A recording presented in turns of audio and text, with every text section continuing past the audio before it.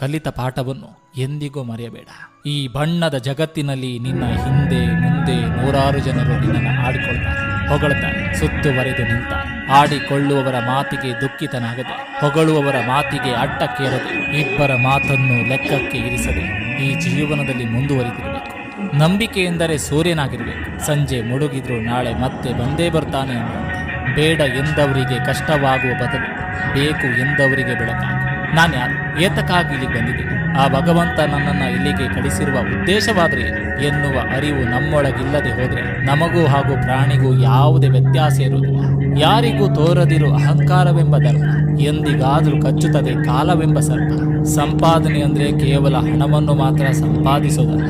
ಅನುಭವ, ಸಂಬಂಧ, ಗೌರವ, ಪ್ರೀತಿ, ವಾತ್ಸಲ್ಯ ಇವು ಕೂಡ ಒಂದು ರೀತಿಯ ಸಂಪಾದನೆ. ಹಣದ ಜೊತೆಗೆ ಇವು ಕೂಡ ತುಂಬಾನೇ ಮೌಲ್ಯಯುತವಾದ ಸಂಪಾದನೆಯಾಗಿದೆ. ನಿಷ್ಠೆ ಮತ್ತು ಪ್ರಾರ್ಥನೆ ಎರಡು ಅಗೋಚರ.